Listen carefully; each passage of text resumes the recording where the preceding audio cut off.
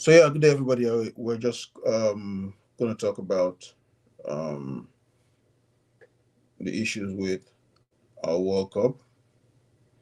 Um, like I said the other day, this one hurt, and it hurt because there's a lot that was expected, and it just didn't come through. And the fact that, most importantly, that for the first time we have a 48 team World Cup. Africa had 10 places in that World Cup, and Nigeria is not going. I'm not sure we quite get the scale of this failure. And it's kind of taken me a while to just let it simmer and absorb it and just sort of get an understanding of, why this is so terrible for us. And I'm not sure I'm quite there yet in terms of um, whether I'm fully recovered yet, but I think I'm just going to maybe try and understand it from the perspective of, okay, maybe sometimes bad things happen, but it's hard. And it's hard because, first of all, there is no way Nigeria should be missing the World Cup. Secondly, there's no way Nigeria should be missing two consecutive World Cups.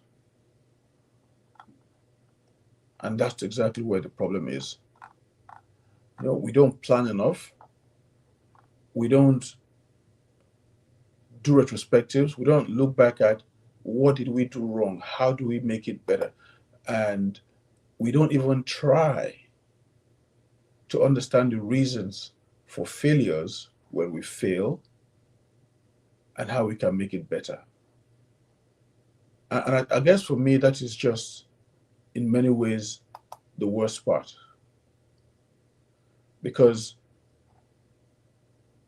if you want to learn from your mistakes, then you have to think about looking back to when things go wrong. And in many ways, that's part of the reason why I decided that, I did not want to start going back to the same old conversations of, um, oh, this and that, and this and that, and, blame the coach, blame the players, blame this and blame that, because the issues are much, much, much more deep than that. It's not just a question of, oh, the coach did this, oh, the players did that. It's way worse. And until we decide that we want to look at all of those things and we want to understand all of those things and understand why it happened, how it can be made better, we're just not going to get there. So, and I hate the fact that we have to keep going over, talk about these things over and over and over and over again. It happened when Nigeria had that Chan failure, and one of my friends kind of reached out to me and said, "Hey, can you get on my show and let's talk about the Chan um, failure?" And I said, "I would love to, but unfortunately, I won't." And the reason I decided not to talk about it was that I knew that the conversation would shift to, oh, what could the coach have done? What could the players have done? Why did he pick this player? Why didn't he pick that player? And that just isn't the problem. It's not about who gets picked or who doesn't get picked. It's about the fact that there are more deep rooted fundamental issues with Nigerian football that we have not got around to saying this is how we get it right. And until we start having those conversations properly, we're not going to get there. And that is the saddest part for me, because that conversation needs to happen. And if it doesn't happen,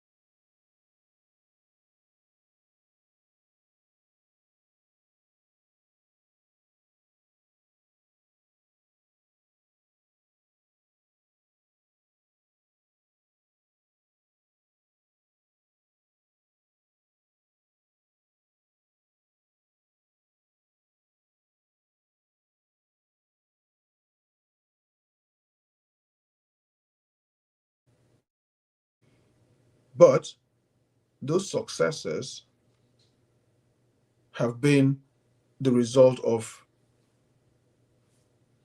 I should say, accident rather than design, you know, because we're not intentional about success. Our successes have been the product of accident rather than by design. And that right there is the problem. We call ourselves a footballing nation. We're not a footballing nation because, first of all, we don't plan for our football. Our fans don't watch our football. Our brands and corporates don't invest in our football. Our administrators don't are not competent enough to run our football. So what makes us a footballing nation? Because we had some accidental success somewhere along the road.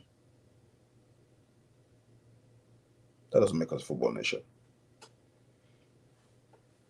I remember when we were some years ago, I think we were about to play the US, and somebody said something about, oh, we're a football nation in the US. It's not a football nation; they're a basketball nation. I'm like, what are you talking about? The college game in the US has more fans coming to watch it than some Premier League matches. The US Women's League have more fans coming to watch it than fans that watch the Nigerian Professional Football League. The Nigerian Football League Women's League barely has any fans that come to watch it.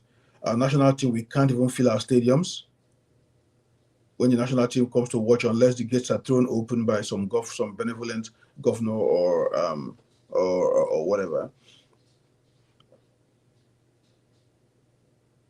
And we can't ever achieve any sustainable success at any level. I mean, our clubs can barely even make it past the qualification stages of African club competition. We've only ever won the Champions League twice. That was aiming by back-to-back in 2003 and 2004, and then fell off. So what exactly makes us a footballing nation? And I hope that at some point here, somebody will give me some answers to that question, because right now I can't. I can't find it. I really I really can't see what makes us a football nation, because it's just not there. So here's the thing. When I talk about us not being intentional about this, and when I say that, my thing is that, oh, by the way, sorry, I think I said I was going to share the StreamYard link, so let me do that now, before I continue. I'm going to put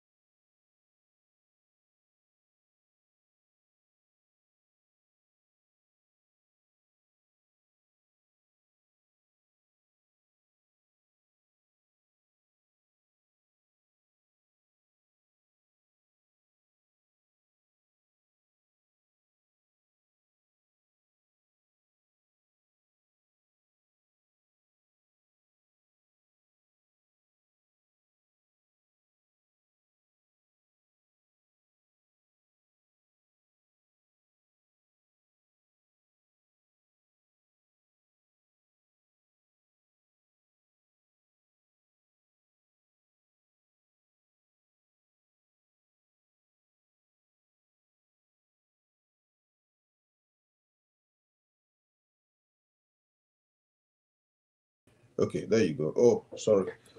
Okay, so um, I don't know. It looks like, am I rambling? Okay, sorry.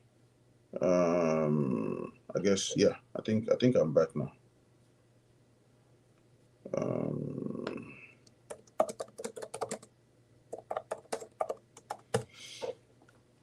so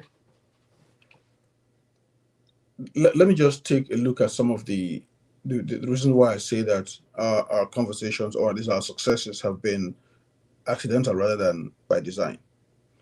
I think our first major football success was in 1985 when we won the Under 17 World Cup.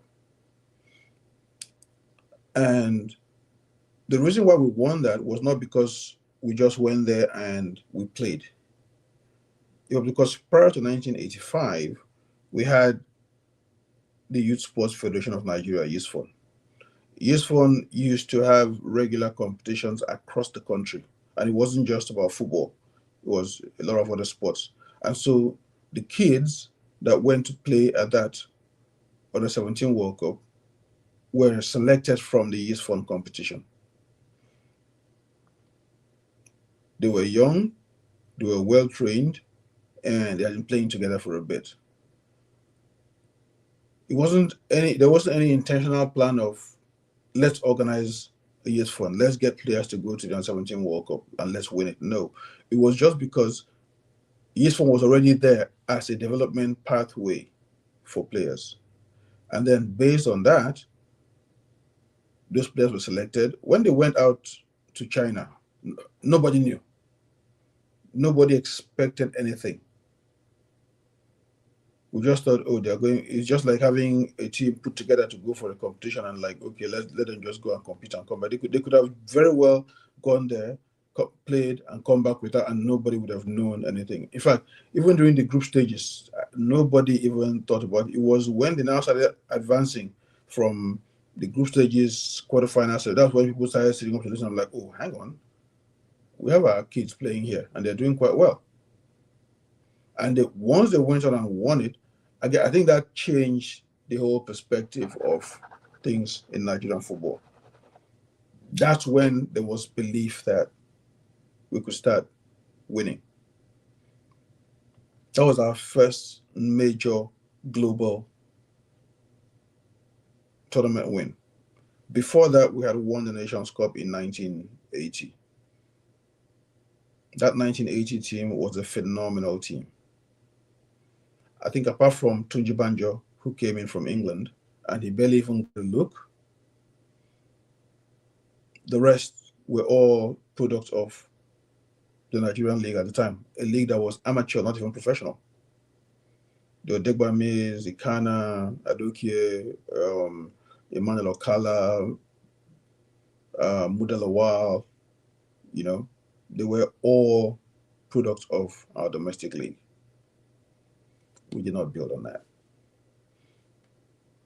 Instead, by the next year, I think 82, between 82 and 84, instead of trying to develop more young players to come in and replace the ones that had helped us win, our guys felt those old players could, and they started calling people the likes of Chuku back, the likes of I think Degwami was still young then.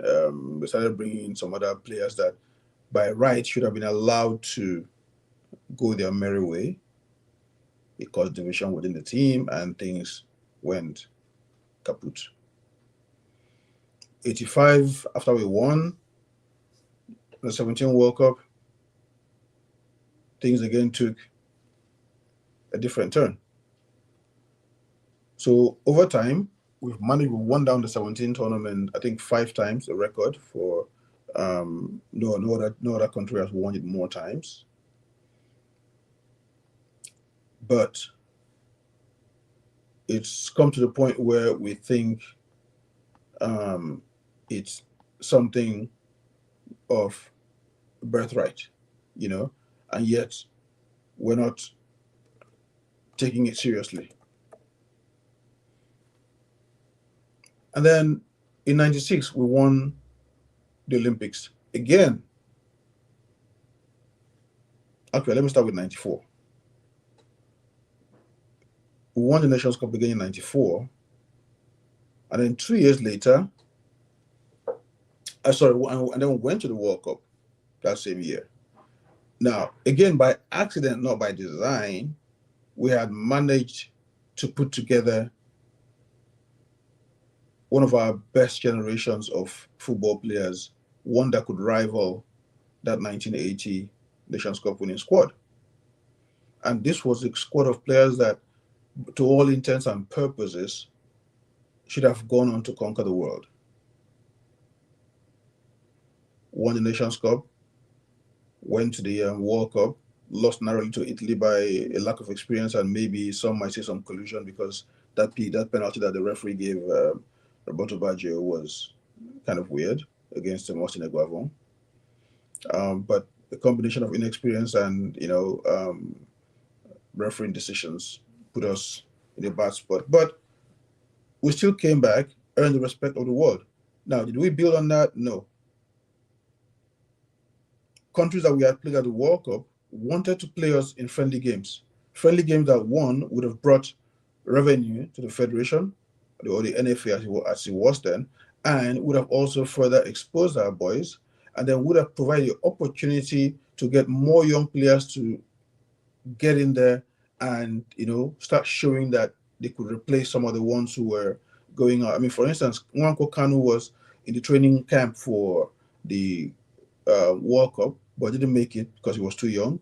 I think Wilson Ruma was also there. Then we had a few more who were young players who were in that training camp but didn't make it because they were a bit youngish. Those were the times to now start blooding them into the team to give them a chance to stake a claim for a shirt. Instead, we started dodging those friendly games. Fast forward 96, same thing happened. Now, to start with, we self-sabotaged. Because Abacha did not like what Nelson Mandela was telling him about the political situation in Nigeria, he decided to withdraw Nigeria from the Nations Cup. A Nations Cup where we could have cemented our legacy as Africa's best team at the time and maybe gone on to win both 96, 98 AFCONs.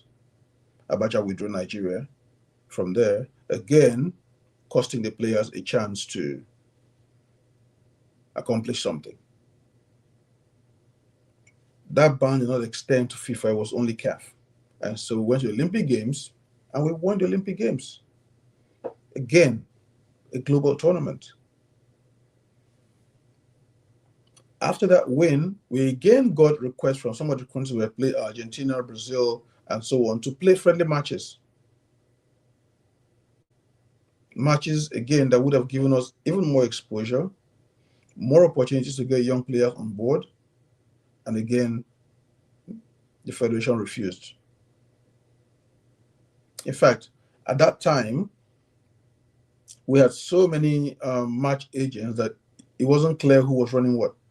Anybody could just walk up to the NFA and say, hey, look, I have a friendly match here, let's go and play. And they would go. Oh, I have a friendly match here, let's go and play. There was no central match organizer like we have now with Eurodata Sport that organizes all the friendly matches for the Federation. So anybody can just walk into the Federation and say, hey, I have a friendly match here, let's go and play.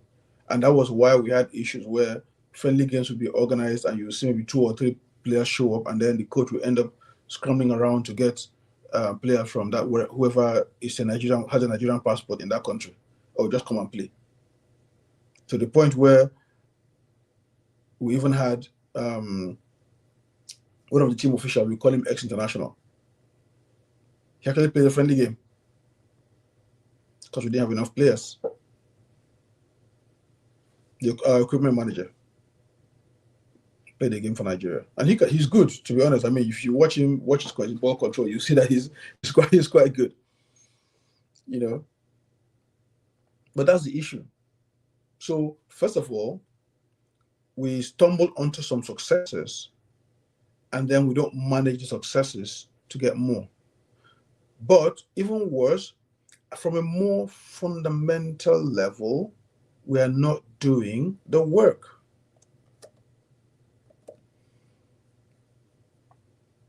How do we do the work? We're a country of what? Chasing 300 million people. And again, let's not mistake population for talent. But because, I mean, if you look at some of the teams that qualified for the World Cup, Curacao, what do you call them? Cape Verde and Co. They're tiny. Their population is tiny. Not even. I mean, one small town in Nigeria can probably fill the whole place there. But for us, it works the same way. We have the population, and then we also have the talent within that population. I mean, India are bigger than us, and they're not. They don't have the football talent we have. China are bigger than us; they don't have the football talent we have. So we have a combination of both. We have the population, we have the talent, but we're not being intentional about getting those talents to participate, or at least, to structure them to play representative football for us. I'll go back to what I said earlier, Youth Fund. Youth Fund was not government organized.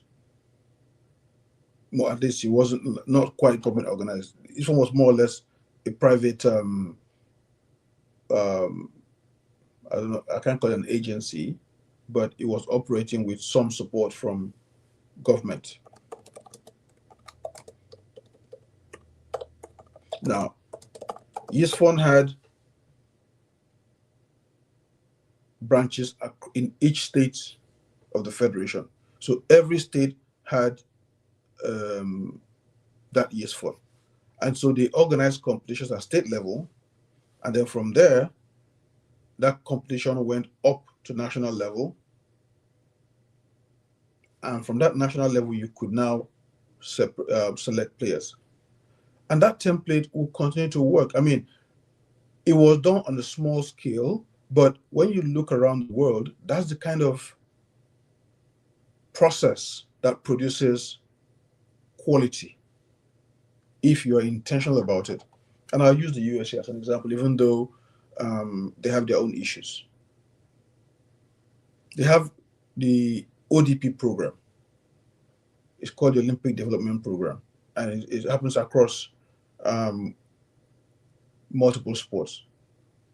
So you have the clubs, which would for us we'll call them the academy, because they are not really professional clubs, they are more like academies.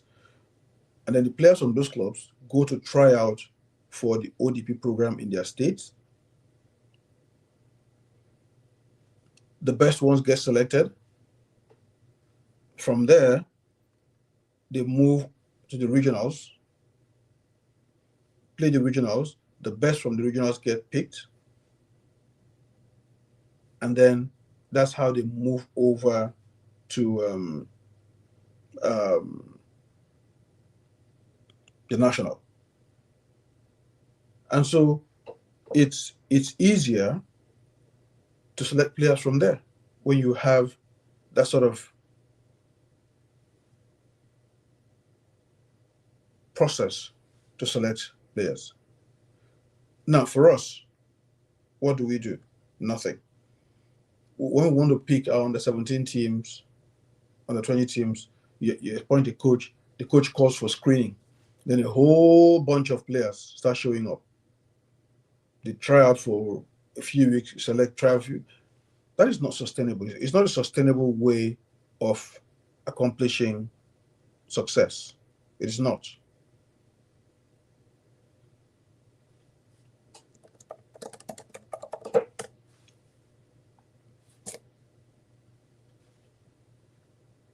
And that is just one part. The other part is a combination of incompetence and corruption.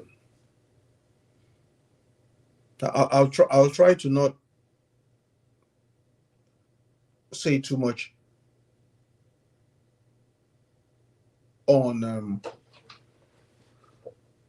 making allegations that I cannot substantiate, but yes, it's a combination of incompetence and corruption, because the stuff that I've said is born out of both that incompetence and that corruption. And the most annoying part about all this is that these are easily fixed. Because even if you want to have, say, you want to be corrupt, within that corruption, you can achieve you can have some measure of competence. I mean, if we look at these Western countries that get all of this stuff, there's no way anybody can say there's no corruption there. Whether it's in government, and I'll come to the part where football is a microcosm of what our nation is, because that's exactly, you cannot separate what happens in football from what happens in the country as a whole. A lot of people try to make it seem as if maybe sometimes that football should be different from what happens in the country, but how can you differentiate both? Politicians steal money, and then you expect football administrators to all of a sudden be Jesus Christ, to be saints. But we'll come to that. So like I said, it's a question of both incompetence and corruption. So because let's say you have 1 million naira and you want to divert 500,000, why can't you use the other 500,000 to at least organize competitions, build facilities, or at least start the process of building facilities, so that when the next man comes along and he also wants to take his own 500,000, he will use the remaining 500 to at least continue with the build that the first one started.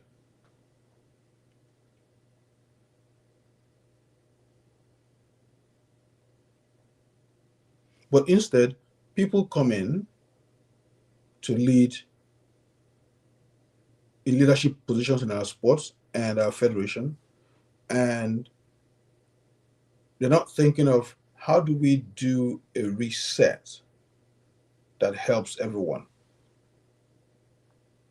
Instead, you want to do the same thing, knowing that that same thing has not brought results. And that's tragic. It's a tragedy. And to be very clear, let me be very clear. I think I've said this before, and people sometimes tend to misunderstand it. The NFF is not such a pot of gold that there's a lot of money flowing around there. There's a reason why they have debts from years and years and years and years ago. Hotel debts, this debt, that debt, that debt. Because the majority of their funding comes from government. And the government doesn't always give them what they want from a budget point of view. I mean, I looked at the budget from a few years ago. I think I can't remember that now. I should have actually gone back to check before I got on here, where they sent in a budget of, I think, about was it 8 or 12 billion for the year, where they would, for hotel bills, flights, players bonuses, this and that and that and that, hosting games and so on. And at the end of the day, when the budget came back, the approved budget came to about what, maybe, is it 3 or 4 billion? So that's about 3 times less than what they requested for. Now, I'm not going to go and say, I'll take it as face value. I'm not going to say, oh, they inflated the budget or anything. So let's take it at face value. Let's say you ask for 12 billion and you get 4. There's no way you're going to meet all your line items from that. It's not possible. So now you have to look at alternatives, funding sources. And those sources are supposed to come from the private sector, the brand, the corporates, and so on. But those people don't trust the federation to put their money in. That's one. 2, not even about trust. There really isn't any clear pathway, or at least intentional, again, we come back to that word, of liaising with these partners and sponsors to give them the value that their money is supposed to buy them. Whether it's in the FA Cup, Coca-Cola sponsored the FA Cup for years. They didn't get anything out of it, and they pulled out eventually. And then they came to sponsoring the NFF. For years, again, they sponsored the NFF, got precious little out of it, and they walked. I can give the same thing about a lot of, in fact, from 2014, when Amaju Pinnick was appointed, was elected NFF president, I was lucky enough. He now appointed me into the NFF marketing committee, and I had the privilege to look at some of the numbers of what was coming in as sponsorship money, and it was nothing. I mean, there was a sponsor, an NFF sponsor, and I'm not going to mention the name because, I mean, first of all, that information was privileged information. So there's an NFF that was paying 1 million naira in 2014, 1 million naira to sponsor the NFF. Like, even in 2014, I could have paid 1 million naira. And yet you had a sponsor paying 1 million naira. There was another one that was paying 150 million to sponsor the NFF. And that was the biggest sponsorship the NFF had, 150 million. The other one, there was a foreign one that was in kind. I'm not going to mention the amount, but again, a lot of that value was in kind. There was nothing in cash. So in total, all of the cash sponsorships that were coming to the NFF at that time, based on what I saw, was less than 500,000. Sorry, it was less than 500 million. If actually, I think that's a stretch, but it was less than 500 million naira, and that's a stretch. Because I'm just trying to like add up. Because like I said, the biggest one was 150 million. There was one for like 60 million. There was one for I think about 25 million or so. Let's just say 300 billion in total. Now imagine that you have a budget of 12 billion. You get, say, 4 billion from the government. That's already 1/3 of what you requested for. And then you have additional maybe 300 million. How do you survive?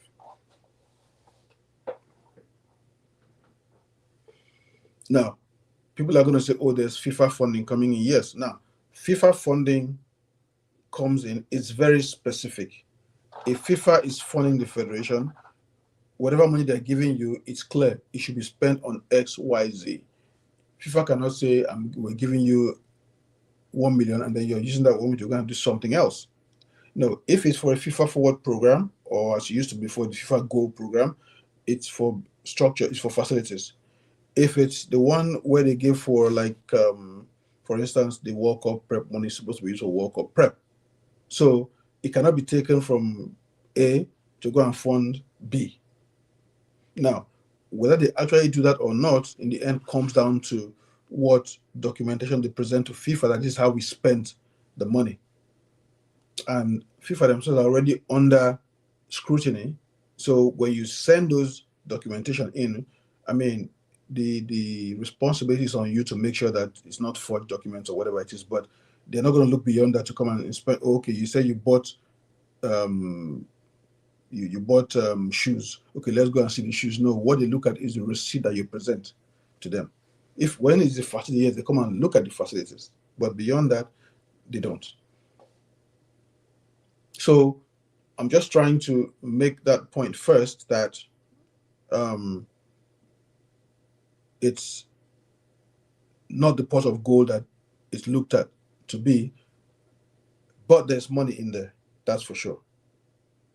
And again, corruption, incompetence are in there.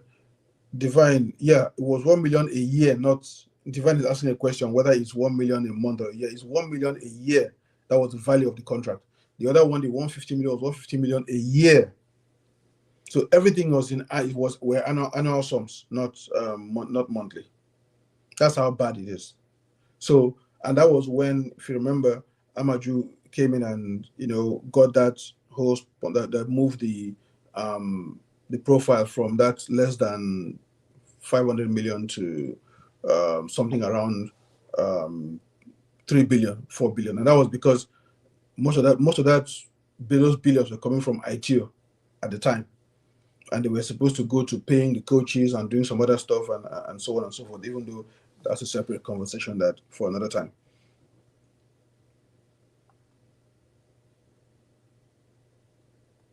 So, one, you don't have the competence. Two, you have the corruption. Three, the lack of structures to develop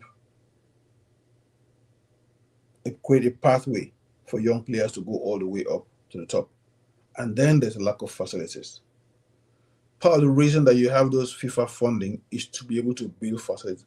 As far back as I think 2007, 2008, I was a FIFA instructor, and part of the my responsibility was to go out to um, other countries and sort of train media practitioners, based on FIFA standards.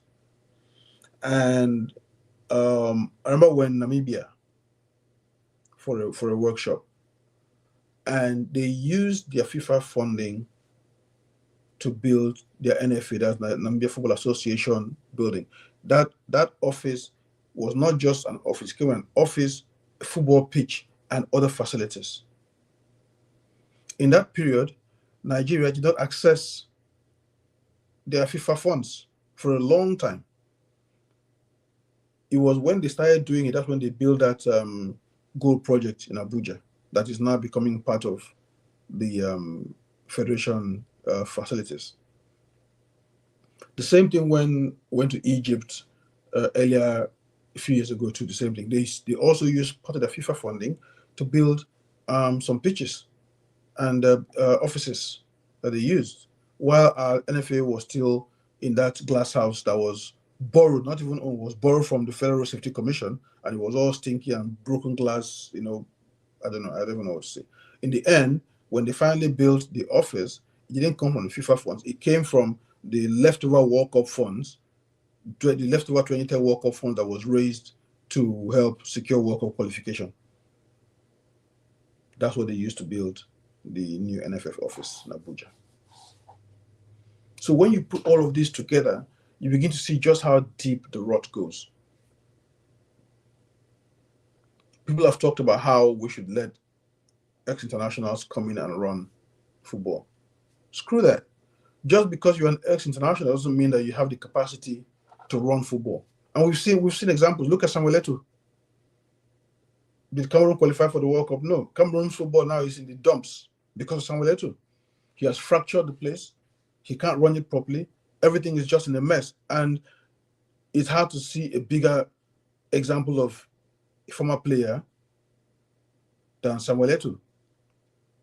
He spent most of his adult career, in fact, most of his career in Europe, because he went there as a young man. Spent almost the entirety of his career in Europe. He's played under the best coaches, played under the best administrators. And yet he comes back to Cameroon, becomes the FECAFOOT president, and in less than 3 years, has almost completely grounded Cameroon football. And I can point to other examples. Even in Nigeria, J.J. Okocha was in at the Delta FA as the Delta FA chairman, which is almost like a proving ground for you to go up and become NFF president. Amaju Pinnick went from being Delta FA chairman to becoming NFF president. We all know how that ended. Nwankwo Kanu is Enyimba chairman. And these guys are my friends. But Kanu has not achieved a quarter, even a tenth of what Felix Anyansiago achieved as Enyimba chairman. Chikwele Ilonyusi, who played for Nigeria the 2000 AFCON and played a number of games, is chairman of Anambra State FA. I dare any one of you here to tell me that they can tell me what Anambra FA has accomplished since Ilonyusi has been the chairman of Anambra FA. And we can point to more. You know, I think if I'm not mistaken, Patrick Pascal is the chairman of I think Bauchi FA or something. We remember Patrick Pascal played for 3SC, played for Nigeria, before retired. So, and I'm saying this not to disparage these people. I'm saying it to let people know that just because you're an ex-player doesn't give you automatic pass to be an administrator. So when I saw that podcast by Mikel saying that he wants to be NFF president, I laughed because one, Mikel is not qualified. And again, he's a friend of mine. Mikel is just not qualified. Just because you played for, again, it's the same Samuel Eto'o argument. Mikel is in the same class as Samuel Eto'o. Spent almost the entirety of his career in Europe. Played under the best administrator. Chelsea. You can talk all you want about Abramovich, but the people he hired did a good job with Chelsea and played under the best players, or at least with the best players, some of the best coaches, and was in an atmosphere where the running of the club, the administration of the club was great. But that doesn't qualify you to be a good administrator. One, because a lot of the stuff that was happening there, you have no clue how it was happened. All you have to do as a player was show up. You show up, your hotel is booked. You show up, flight is booked. You show up, fields are ready. You show up, your equipment is ready. You have no clue how those things get from point A to point B. And these things are not just as easy as, oh, do this, do that. No, they take planning.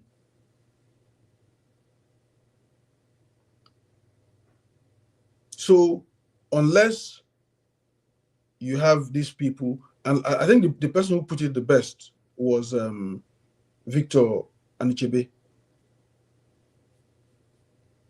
And Anichebe said it very clearly that we have to be honest about these conversations. Just because you're a former player doesn't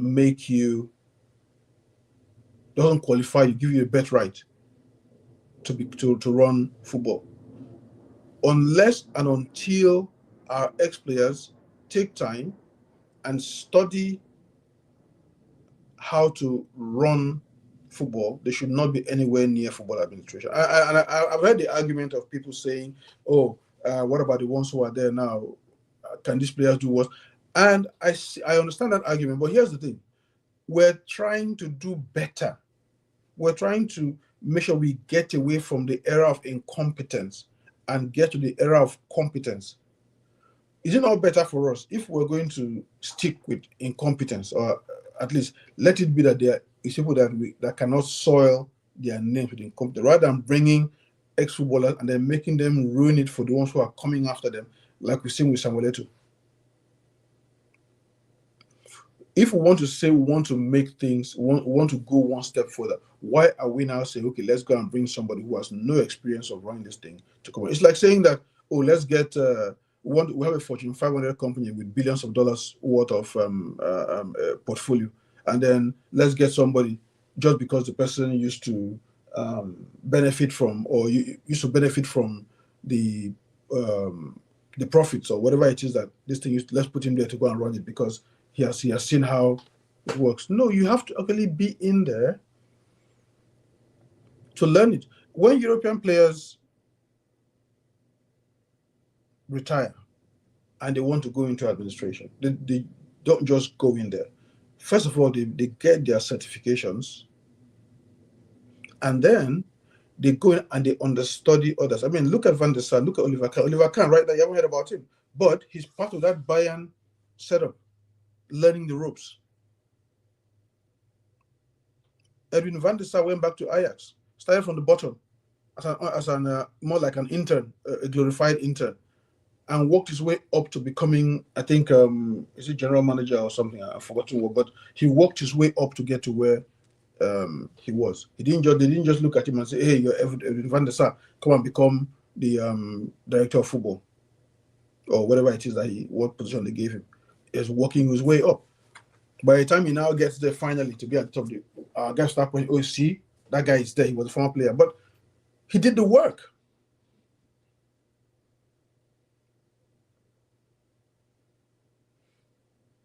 The guys who are getting there. I mean, look at Cindy Paulo in the U.S. Federation. She got a college degree, spent time working before she was elected head of U.S. Soccer. It doesn't happen in isolation. But our people don't understand. They think just because you're an ex-player, no, you have competence on the field. You don't have competence off the field. There's a key difference. You have your area of competence that was playing. Your area of competence is not running the game. And let us even look at people who have grown football from nowhere to where it is. Let's start with FIFA. Yale Haviland, who took football from being a niche sport to becoming a global powerhouse, was not a professional football player. Seb Blatter, who took over from Haviland and moved it up to where it is now, was not a professional football player. At CAF, Issa Hayatu, who made CAF one of the more respected federations, was not a professional football player. How about the English Premier League? Because that's where almost everybody seems to go. Prior to the beginning of the Premier League, English football was Division 1, Division 2, Division 3, and so on. There was no Premier League. The man who masterminded the idea of the English Premier League was David Dean, the former vice chairman of Arsenal. He was not a professional football player. In fact, when he started the idea of starting the Premier League, a high-level league that would have great facilities, TV, all of the stuff that we know today, when he had that vision, he had to hide it. They were having midnight meetings because the main people, the former footballers who were at the top of the food chain running football, they were ready to sabotage everything. That he was ruining the game, he was doing this, he was doing that. So they were holding midnight meetings, hiding. It was until they had finally got everything, even when they were getting the approval from the government and so on, they had to hide all those things. It was when they were ready that they now came out and then they got the votes before they could start the Premier League. If it was left to those people, the ex-footballers and so on and so forth, the Premier League would not be, there would be no Premier League today. We would still have the old Division 1 with people kicking the football in mud grounds. They tell you, oh, that's the way we used to play. Playing in mud and doing all sorts of things.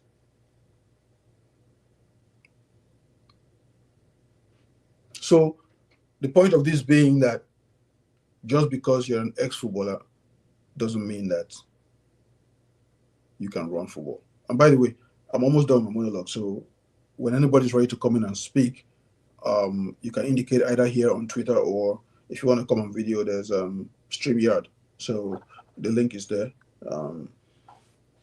Let me know if you want to come on, and the link is on my pinned tweet, and I'll get you on if you want to get on video. But yeah, so essentially, excuse me, we don't have intentional structures for moving talent from up the food chain. 2, there's a lack of competence and corruption involved. 3, is a funding issue. And that funding issue, I'm going to come to you guys, don't worry. And those funding issues, like I said, a lot of these things can be resolved in small ways. And the thing we need to do is tear down the entire structure and start again. Because part of the reason why someone like Okocha failed, for instance, was not because maybe he couldn't have done a good job if he had tried. It was because there was also the system that wouldn't let him. And I'm not saying he didn't share any blame in that situation, but there were also things that you can't get around because those things are so deeply entrenched within the system. That's part of the problem. If we look at Morocco, and Morocco is a template not just for Africa, but also for the rest of the world in the way that they have gone about moving things. We're in 2025 now. This is less than 10 years since Morocco started their football rejuvenation, so to speak. Because I remember it was in 2017 that they began this whole revolution. Now, Fawzi Lekja, who is the Moroccan football president, was elected in 2014. We're in Gabon in 2017 when that was the AFCON that Nigeria did not qualify for, if I'm not mistaken. He came in, had a meeting with African Federation presidents, and he told them that this was the plan that he had for Moroccan football. He laid it out, their vision. And that started around 2017. 3 years later, sorry, yeah. And then in 2020, they had this, their women football master plan.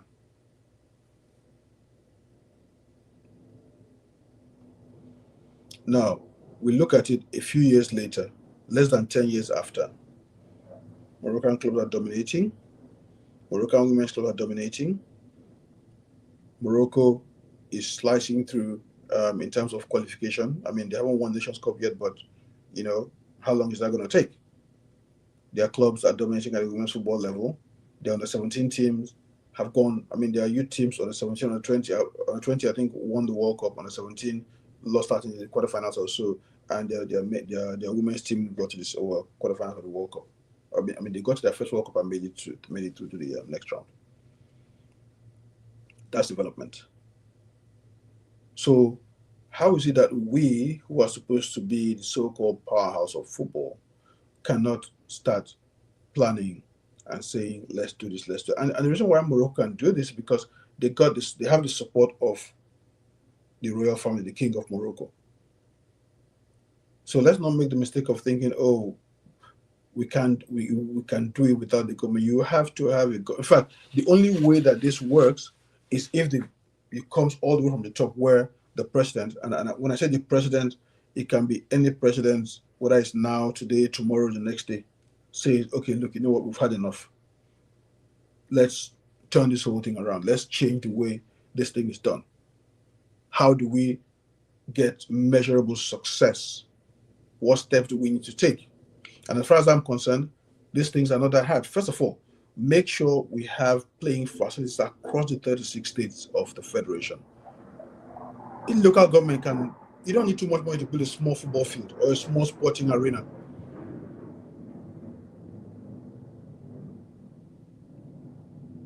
Put those things together, get those arenas together where these kids can play, and then organize competitions. About 99% of the players who transfer from Nigeria to Europe go from academies. Let's have an academy tournament. Create a database of all the players taking part in those tournaments. Monitor them on a regular basis. And when you look at those academies, break it down into different age groups. So you can have those tournaments take place on a state level, from state level, regional level, from regional level, you go to national level. Or at least we'll start from local government, I beg your pardon. Well, states, maybe. So you have in one weekend or 1 week or whatever it is, you have anything from U10s to U19s playing. The winners of those tournaments move on to states. The winners of the state move on to regionals. Regionals now move on to the nationals, where you can have maybe like 2 teams per region representing their state, or their region rather.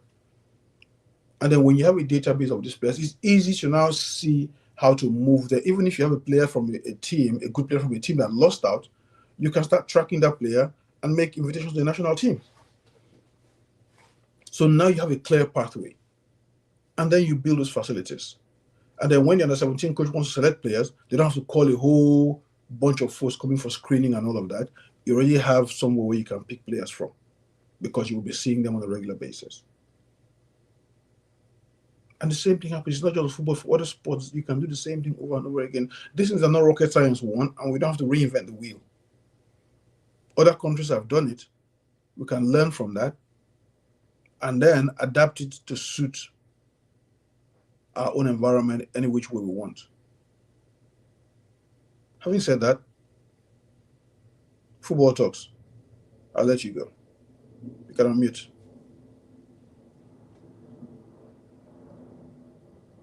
Thank you very much, sir. Thank you very much. It's an honor to be on this space with you. And of course, I've known you for a very long time. I thank you for giving me a chance to speak. And I'll echo a lot of the sentiments, you've also, mentioned here. I agree with so much of what you said. So much of what you said. First thing first, I'll begin by saying this. The first one of the first points I want to touch on, which you also touched on, was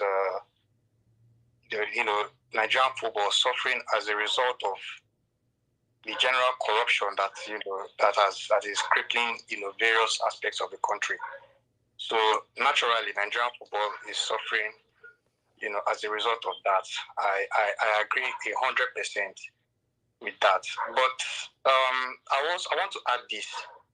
I've noticed a very worrying trend in our beloved country, and I hope people don't get offended by this. But I'll put it as respect, in as respectful way as possible. I've noticed that whenever sometimes maybe, for instance, we see maybe a phenomenon in other countries which we also want to bring to our country, we tend to only focus on recreating the picture we see on TV or the image of the phenomenon in other countries, rather than focusing on building the foundation that sustains or makes that phenomenon possible. It's a worrying trend I've noticed in our country. In almost every aspect of the country, be it politics, whatever, you just find out that we don't have, in this country, we don't seem to have regard for foundations and structures, but we still seem to expect the results that other people are experiencing in other countries. Let's bring this to talking about football. How many, if you go to where countries where football is working out, and both at club level, country level, or whatever, where will you see that a football club does not have a standard training facility? Where would you see that a football club does not have a standard training facility? You have a Corny training ground at Arsenal. You have a Cobham at Chelsea. You have the Bebas at Madrid. You have a Sport Park de Toycombs at Arsenal. You have Finch Farm at Everton. You have Anfield, Kirkby at Liverpool. You have Hertfordshire at Watford. From Premier League top Premier League teams to Championship teams to National League, conference, whatever, in various countries, it is a standard that you must keep to. That as a football club or institution, you have to have a training facility. If you go to national teams, you see KMVB campus at Holland, where their players can come, the national team can go there and train, and prepare. They have football facilities like Clairefontaine in France. You have a Centro Técnico of Italy, Ciudad, of Ciudad de Football at Portugal, Cidade de Football at Spain. These people, is it that they are senseless and we are the ones that are wise, investing tens to hundreds of millions of pounds on training facilities? And if you look at European football, or let's take for instance the Premier League, you have where these training facilities are graded A, B, C, D, and in some cases the what they call it, the quality or the grade of your training facility as club of your club is what allows your youth teams to participate in some of those tournaments, like the FA Premier League, the UEFA Youth Champions League, the FA Youth Premier League, and all of that.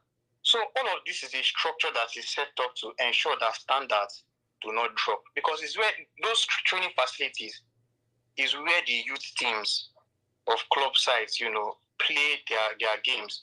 and develop, which you were speaking about, Sir Colin. And the reason why I've said all of this is because I want to, first of all, for those who may not know, for people to understand the importance of training facilities. It's not just to decorate. So now, asking this question, what is the one standard training facility that we can talk about in Nigerian football? It's a question that needs to be asked, because if we are talking about getting serious with our football, these are questions we need to ask and answer. And now, going on from there, and I'll wrap up so other people can speak. Going on from there, you have to also look at you talked about, the planning. You have to look at the vision that the NFF are running with. Whatever is happening or whatever is manifesting right now, whatever we are seeing right now in Nigerian football, a lot of it has to do with the vision of the NSC and of the NFF. It is the manifestation of whatever vision they have. In football, if you want to experience results today, you don't take those decisions today. You can't be thinking of taking decisions today to affect what happens today. No. You take decisions several years ago to affect what you want to, whatever it is you want to see today. Is from time back that you take those decisions. So we have to ask ourselves and or ask the NFF, what vision are they running with? Quite all right, we know that there's corruption in the country. We know this. And in fact, there's nowhere in the world where there's no corruption. There's corruption in almost, if you go to South America, once you even see there, so you laugh. There's corruption everywhere, but at the end of the day, you still have to find a way to do your job. And for me, if I'm to give a word to the NFF, I will say this: whatever job you have in that organization, I want them to see that job as not just something that puts food on the table for them and their families. I want them to see that job as a chance to be a patriot or to perform acts of patriotism for your country, because that is how you will give your best. When you understand that job that you are, whatever job you are doing in the NFF, you are doing it to serve the image of this country on the global level. I would implore them to take their jobs, do their jobs with the mindset of a patriot, and then we will start to see improvement. In my opinion, the NFF are passive. They are too passive. If we are to analyze, or talk about the recent failure we've experienced in not qualifying for the World Cup, we have to ask: you employed this coach. What assessment of the philosophy of this coach did you do to ensure that, okay, the philosophy of this coach is something that's going to serve us both long term and short term, and help us achieve both, short term and long term achievements? I'm just saying that these are the questions I believe we have to ask, because it seems like they've been passive about these things. What vision do you have for this team? You mentioned that we talked about Morocco, and I agree with you 100%. And to be honest with you, Morocco is one of the best teams I've seen in African football in let me say, in the last 10 years. One of the best teams. I remember Morocco at the 2018 World Cup, if I'm not mistaken. The football they played in that tournament was sensational. Sensational football. And you could see that this was a team with a mission, a team that were sort of running with a vision. And I'm asking these questions, and I believe these are the questions as Nigerians we have to ask. If we are serious and we truly, truly care about Nigerian football, we have to ask the NFF some questions. What vision are you running with? What vision are you running with? Okay, on the basis of the employment of the coach who you brought in now, what standards have you set for that coach? Because if you don't set any standards for the coach, anything goes. You can't hold anyone accountable. What standards have you set for that coach in terms of the identity of this team out there on the pitch? Performances, not just results. Because performances is what sustains results. You can't just go and just aim for results. Of course, at some points you fail. So on the basis of identity, because we've been watching this national team now for, like, let me say, the last year. I don't see an identity with this guy. These guys today, they can play a certain way, against Zimbabwe, I think Zimbabwe had like 60% ball possession on Nigerian soil. We could not dominate Zimbabwe. So, as the NFF, you can't afford to be passive. You have to set standards for the coach and monitor what he's doing. Challenge performances, not just results.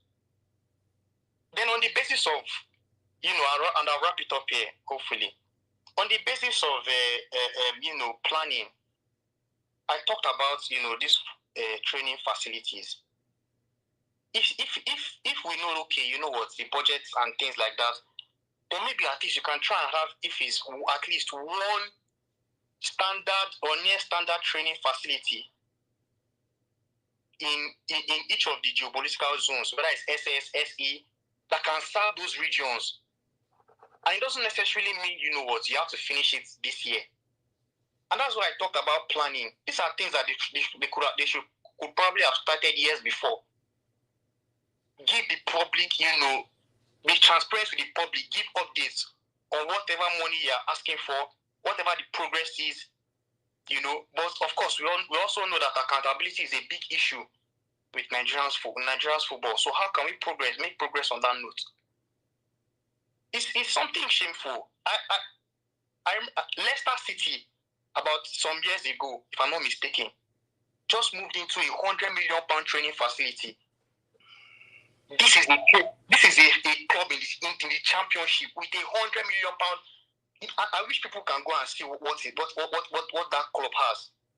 With over 20 playing surfaces, complete with lodging, you can stay there for weeks and just focus on football. Living, sleeping there, waking up to football. These are things that we need, to help also, carry out extensive programs where we can develop players, both at club level, at youth level and all of that. At the moment, I'll end with this year. One of the biggest problems I see with Nigerian football is that there's really no standard that our football has in terms of facilities, in terms of structures, in terms of management. We are not working with any standards of any sort. And in my opinion, I believe this is why we are seeing random things happening across in our football. We don't have any standards we're adhering to, and that's why I'll wrap it up. Allow someone else to speak. Thank you very much. Appreciate you. Feelings, you're up next. Good evening. Can you hear me? Yeah, I can hear you. Go ahead. Good evening, sir. Good evening, football talks. Good evening, everybody.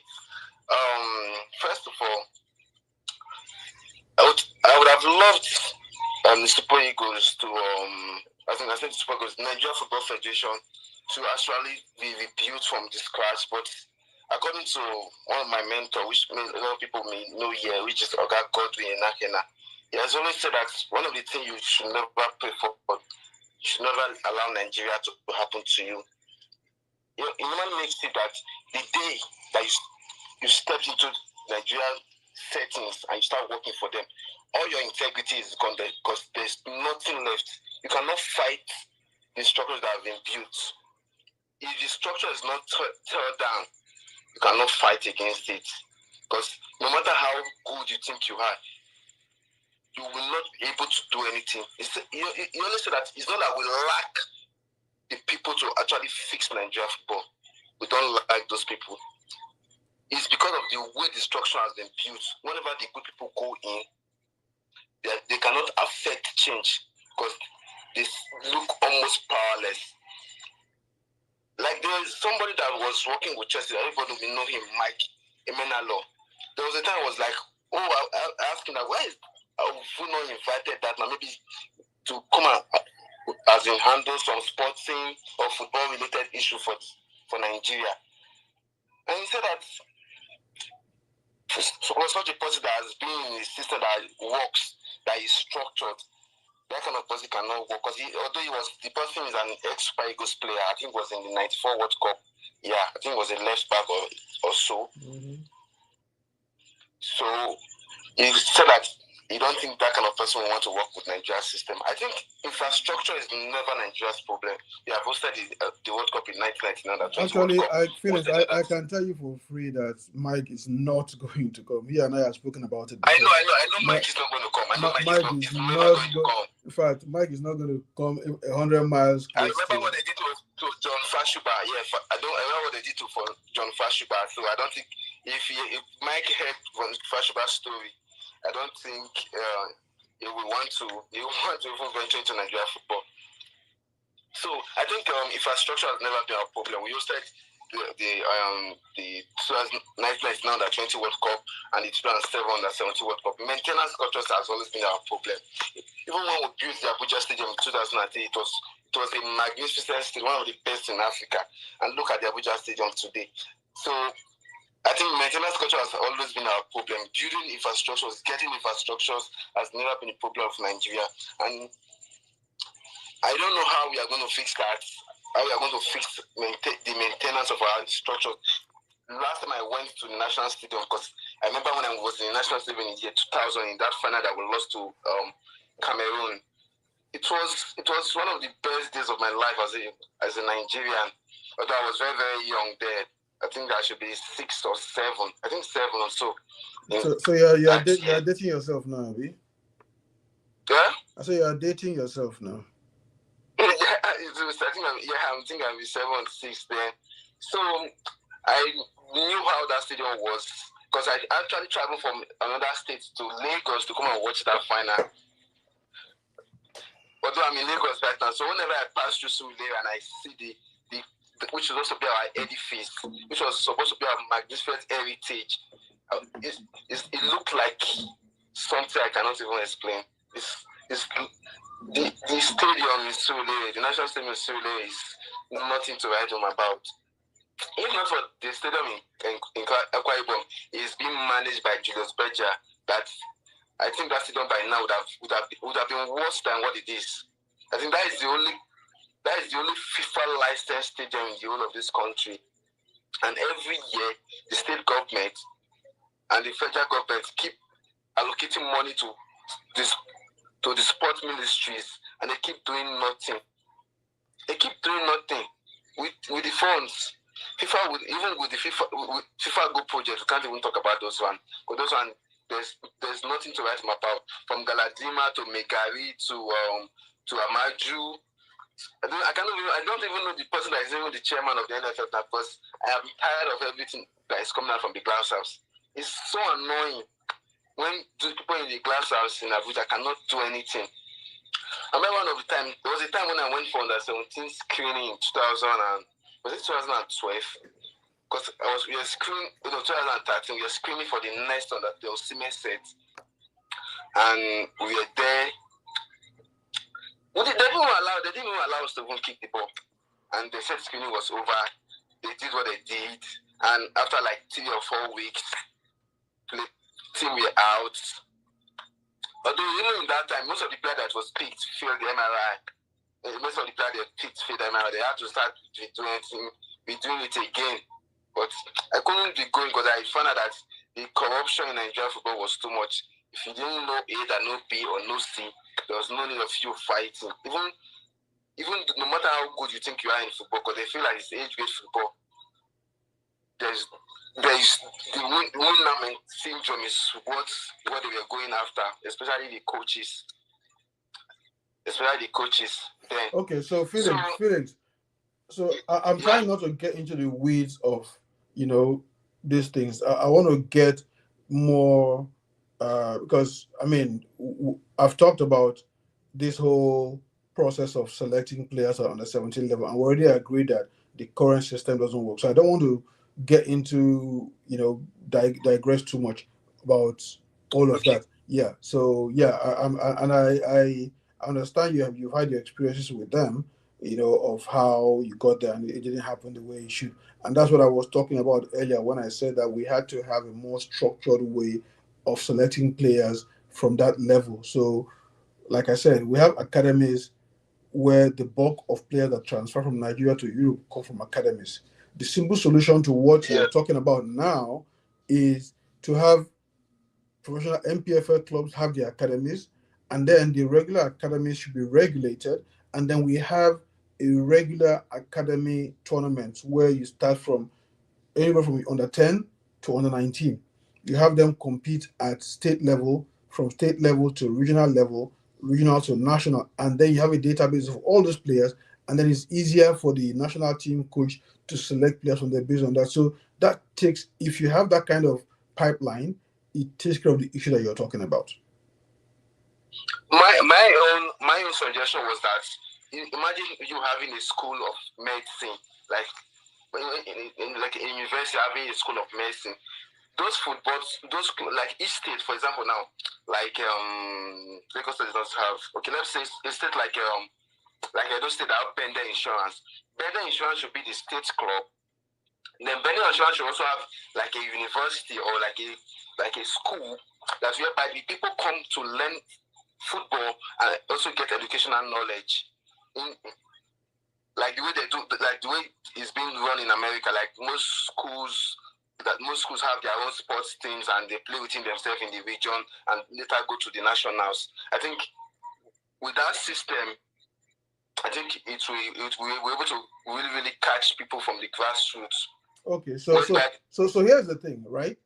Now, yeah, globally, the one thing that a lot of us probably will agree on is that government cannot run anything.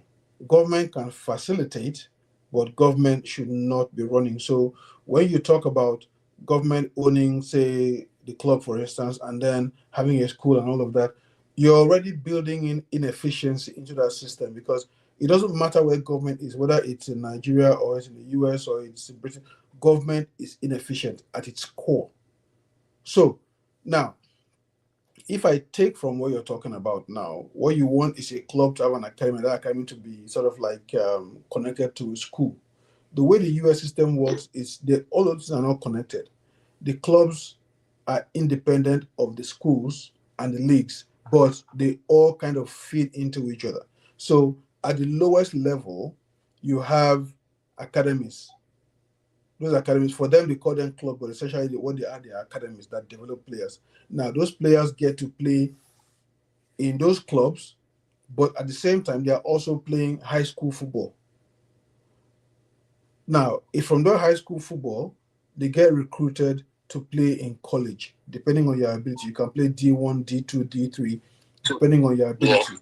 And then from D3, from D1, from college, they get drafted into the professional rank, whether it's the NBA, the MLS, NWSL, and so on. So they are all independent. Now, that system cannot work as it is in the US, in Nigeria, because we're very different, but it can be adapted to fit with our own local system. That's why I keep saying that whenever I say let's look at others, I keep saying let's adapt it to our own style, because there are a lot of ways that things work that way that is built into how the country as a whole is, that cannot work in Nigeria because of how Nigeria is. You understand? But you can see how the private clubs in Nigeria is suffering. You can know how much Remo Star is trying to do, and you can see how the government clubs are trying to suppress what Remo Stars is doing.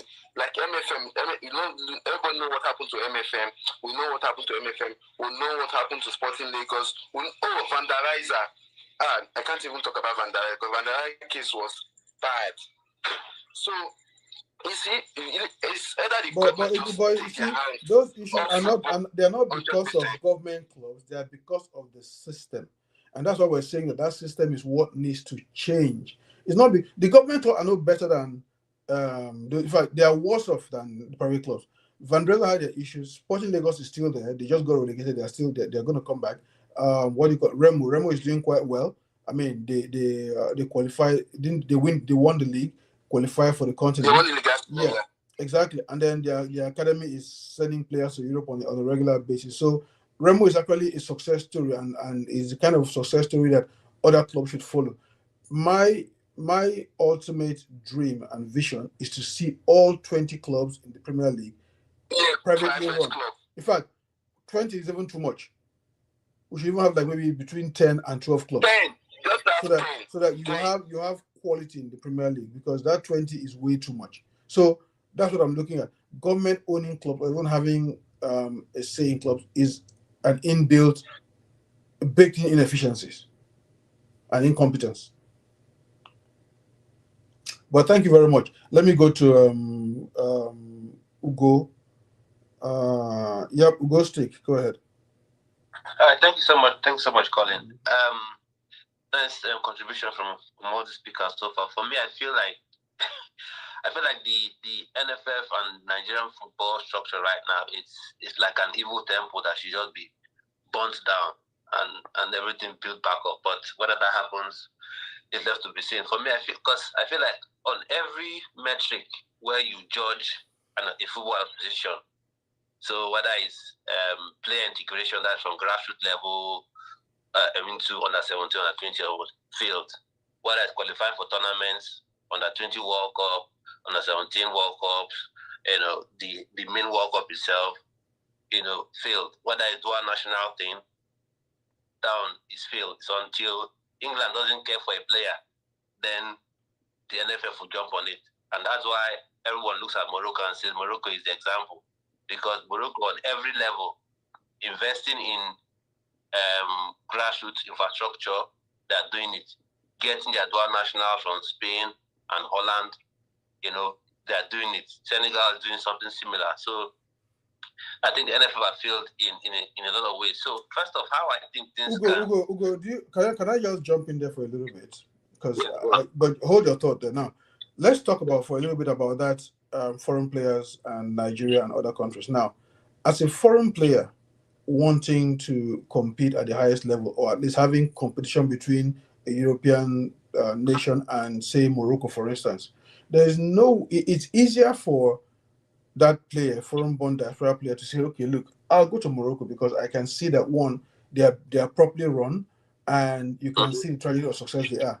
Now, when you look at Nigeria, there was a time when foreign-born players would look at Nigeria and say, yes, I want to come, even though they knew about the inefficiencies that were built into the system, because at least they could see some measure of success happening. Now, you cannot convince Ebere Eze to come play for Nigeria over England because, one, we're not being run properly. Two, we'll never have successes. You cannot convince any of those basketball NBA players to come and compete for the Tigers because you look at the dysfunction in the MBBF and they don't want any part of that, So I'm just trying to juxtapose, say, Morocco and Nigeria. There's nothing wrong with having diaspora players come in and play. And again, Morocco have used that as part of their rebuilding process. They've used that and used it effectively. Even the DRC, almost all the players on that DRC team are players who used to play for France, for England, for Belgium, who have sort of changed allegiance to play for DRC. So until and unless we decide that we're now going to make an intentional effort to change the process of how we do things from a governance level, administrative level, planning level, and talent development level, all of those things have to work side by side so that you can now attract the best talent from abroad to say, look, you know what, I want to play for Nigeria, rather than those who, because they can't get into one team, or they look there and they think, okay, my time is running out, let me go and represent Nigeria. Because at that point, their quality is good, but it's not better than what you have. And what you should be looking at should be getting players whose quality is way better than what you have to come in. And this is not to preclude anybody from playing for Nigeria. If a player wants to play for Nigeria, and they say, look, and they're Nigerian, they have a Nigerian passport, by all means, come on and play. But I'm saying that if you want to get the best of the best to decide, okay, look, I'm not going to play for England or France or Italy or whatever, then you have to make them want to play for Nigeria rather than want to play for another country. But go ahead. Yeah, I agree with you completely in that regard. Because, for instance, there was Ebere Eze at one point wanted to play for Nigeria. Wanted to play for Nigeria at some point, but inefficiencies and all these things associated with the NFF sort of precluded that and put paid to that. then for me, okay, how do we how do we start to turn things around? First of all, because I say on every metric, because even the grassroots level where you say, okay, this guy, I don't need to convince him to play for, as in between Spain and Nigeria. He's just Nigerian. He is in maybe plays for Beyond Limits or Valiant FC, right? Even to integrate those people, it's an issue. You know, like Creative Championship are doing it on their own. You can just invite somebody up there. It's an issue. So for me, I think let the MPFL clubs, if that can be made mandatory for each MPFL, for you to participate in or be a club in Nigeria football pyramid, whether NNL or MPFL, you have let's say under 12s to under 18 club, under 12 to under 20 clubs. And it should be a prerequisite for these players to be integrated into the clubs. You know, because like we've noticed, you see when people come, when all these clubs come to sign players, they rarely sign from the clubs. They sign from academies, you know, straight from academies, you know, to the club. Okay, so let me answer you that also. Let me answer you that one quickly. Now, there already was something like that, similar in that all clubs are required to have an under 15 clubs, or at least academies or whatever it is. Now, the problem with that, and this is why I talk about baked-in inefficiency with government. The problem with that is that some of these clubs are struggling to even fund, for the government to even fund the main club itself before you even talk about the under 15s.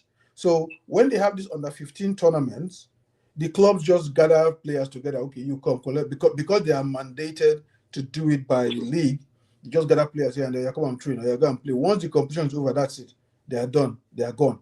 And the reason, again, like I said, is a funding issue. The government that owns the clubs is funding the main club and has no time for that under 15, because as far as they want, what the government wants to hear: did you win the league? Did you win the FA Cup? Did you qualify for Continental? That is all the stuff that they want to hear. Because you have people whispering in the governor's ears, oh, that person not doing a good job. If you appoint me, I'll do a better job. Now, when you appoint that person, the very same day that person has been appointed, there's another person whispering in the governor's ears, this one, he won't be able to do a good job. So, but when he fails, I'll be there to take over. So that's sort of, so it's a dog-eat-dog world going on there. I think the last speaker talked about when Godwin said that let Nigeria happen to you, because when you go there, the system will change you. Yes, and that's how it will happen, because when you go there, your first thought is not about long-term planning. It's about how to succeed so that the next man up who is whispering in the governor's ear that you cannot do the job will not come and take your job. You know. Yeah. So those are the issues. So that under 15 thing, the academy thing, is already there, but it's not working because, funding. Yeah, and so I'll say this now. This might sound, this might be very, what I call it now. It might sound very fantastical. I think that may be the word to use, but I think the way things are, this may be the only way to truly bring a solution to it. Is first off, you have entities like PIF, like Clear Lake, like Red Bull Group, that are in the business of either acquiring completely, acquiring the license and commercial rights to, club size and all that. So if there's really intention from the government, you lean on National Sports Commission, really lean hard on them and say, okay, let's lease out this league, Nigerian football. Is it Clear Lake, is it Red Bull, whichever.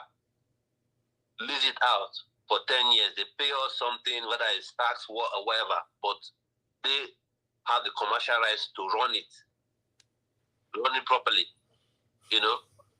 While the government, you're there, the FA, you provide referees, you provide linesmen at every level from grassroots up to MPFL level, but running as in owning the clubs, some commercial benefits will go to those companies, whilst of course maybe 20% of it, 30% of it can come to the NFF and MPFL for administrative reasons and all that. Because I think if you're saying, because anything we suggest here, if it goes back to NFF executing, MPFL executing, it's not going to work, because those inefficiencies will always still come back. So I think if you say, okay, we're putting the bid out there, Blue Co, Clear Lake, Blue Co, they play that kind of the same thing, Red Bull, PIF from Saudi, other investment funds come in, bid for these rights, Nigerian football rights. You bid for it. These are what we expect you to deliver, whether it's streaming, YouTube, and Nigeria Flix or Prem Plus, whatever you want to call it. Run the clubs. You have the right to naming rights and all those kind of things. Transfer and have that kind of model, and you just get 20%, 30% every year from these people that are running this, and let this business and let this thing strive. Because I think that's the only way, because anything we suggest, if you're talking about the youth development, if you're talking about infrastructure, someone can get £100 million and nothing is done, nothing will be built. Or you just have one small grass patch built and tell you that it's £20 million infrastructure, and then it becomes. So that's what I think. If that can be done, just speak the language you understand, which is money, short-term money. Mm-hmm. That language, okay, we can lease this out for £100 million. You see, the likes of all the NFF they will grow, they will flock around that like flies to honey, and then you have that long-term plan where the blue co, whichever entity eventually wins the bid, runs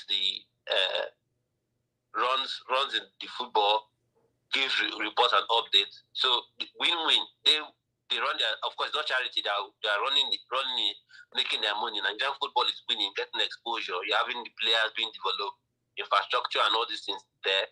The NFF, they're having money to keep them occupied while Nigerian football progresses. I think that's what I'll suggest, and I'll wrap up my points here. Okay, thank you very much, Hugo Stick. Just a quick word. Soccer Sunday Passion says to me something on YouTube. Says, for my Nigerian brothers on StreamYard, says, please get Senegal jersey for USA 2026. See what Nigerian football has cost us. Nigerian football, I don't know. I say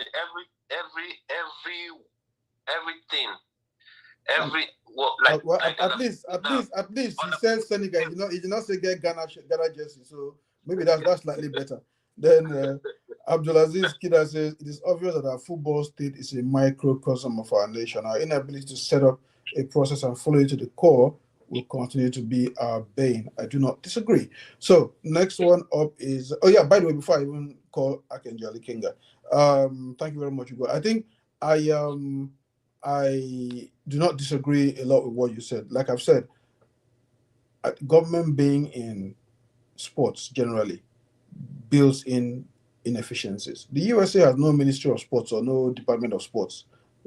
Every sports league is independent, and so they run their thing within regulations. They run the sport themselves. The NFL is mostly run by the owners. The NBA is run by the owners and the players. The NWSL, the same thing. The owners come together. They appoint a CEO. The CEO has a contract for a certain number of years. They run the league, and if they're not turning a profit or doing or succeeding, it's simple. You get fired. Your contract doesn't get renewed. I mean, the NWSL commissioner, what's her name again? Jessica Berman. Just a couple of weeks ago, there was conversation about whether her contract will be renewed or not, and it was finally renewed for another, I think, 3 or 4 years or so. The same thing with the NBA. I mean, even though they last a long time, but that longevity is built on success. The NFL, same thing. So those are the kind of system we should look at to say, how do we bring that and modify it to fit our system? But the problem with us is that the so-called club owners are not the real owners of the club, so they don't even have that authority to do that. And the only way that can happen is if we say that, I mean, let's say we have the likes of Sporting Lagos, Remo Stars, Ikorodu, and so on and so forth, forming a 20-team league. Those can come together and say, all right, let's appoint a CEO. And that CEO will give you a contract for what, 4 or 5 years? And then we see how you do. If within that 4 or 5 years period you have not turned this thing around, it doesn't get renewed. Just the way you find a new person to come take over and do the same thing. So it's similar to what you've said, which is lease the league, to somebody who is, who is able to run it, and then and then we go from there. So I think that's a good idea. Whether we're able to execute it here is something different. But okay, Kenga, you're up. Okay, good evening, everyone. Can you hear me? Good evening, sir. I can hear you, but it's very noisy there. Okay.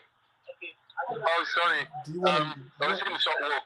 Can you hear me now? I can, but if you can move away from the noise a little bit, because there's a lot of background noise where you are. Oh, sorry. Hold on 1 second. This is my earpiece. Mm-hmm. Well, okay, can you guys hear me now? Yeah, I can hear you. Okay, first of all, I'd like to pin this up where you are, first of all. Database, what you said.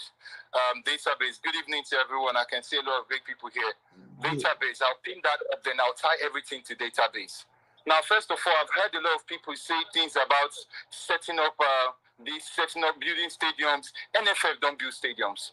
NFF cannot build stadiums. The people who build the stadium is the government, sometimes the state, sometimes the federal government. So what we need to do most times in Nigeria, when people talk, I listen to them, but it's like they're talking about a solution without addressing the problems, like treating the symptoms without really the cause of that sickness. And now, one thing we need to do, look at the budget of Nigeria every year. How much is allocated for sports development? How much are they putting down for sports development? That is the first problem we need to solve. We need to have a concentrated effort at increasing the budget for the sports development. And now to do that, you need to get people involved. The Senate Committee on Sports, the House Committee on Sports. And that is where the problem starts from. If we can fix that, the Senate Committee on Sports, the House Committee on Sports, get them to put more effort on the budget and say, let's say give the federal government a budget to build 6 facilities in 6 geopolitical zones. Let's start from there first, in Tinubu's tenure. The next government can come and build. With that, in 12 years, we could probably have maybe 3 in each geopolitical zones. That's the first thing. Now, the second thing is, I want to speak about is laws. Laws. Laws are very important. We don't understand that a lot of investors don't trust the Nigerian system. They don't trust. Imagine putting $1 billion in Nigerian league or a club, for example. Then tomorrow, one local government chairman or one state governor comes and makes whatever laws he likes and takes away all the money you've invested. So we need to make laws that put investor trust. Recently, I was speaking to the Sports Commission, before they became the Sports Commission, the Minister of Sports people, and I said to them, sports betting, for example, it was rumored to make over 800 million daily. And you know where the tax of that Sports Commission get paid to? Lottery Commission. There should be a percentage of that coming to the Sports Commission or Ministry of Sport at that time. So first of all, we must identify who fixes these things. Like you said, NFF budget, how much is it? How much do they get a year? We keep saying do this, do that. How much do they get? Now for the NFF, there's a solution I've been pushing towards them to have for a long time. And that's to have a framework, a database, a one-stop ID that covers everything. First of all, from player identification to player insurance to player development tracking, even players in diaspora. If you say you're a Nigerian and you have a dream of playing in Nigeria, you must be involved in the system. We must know you. We must know who you are, So all over Nigeria, as long as you're a player, you must be in the system, have an ID, and that will help you with travel. Most of the time, players go to embassies, they want to get visas, and they don't get visas, and you wonder why. It's because the embassies don't know you. You come and say you're a player, get an ID from one random club and expect to get visa.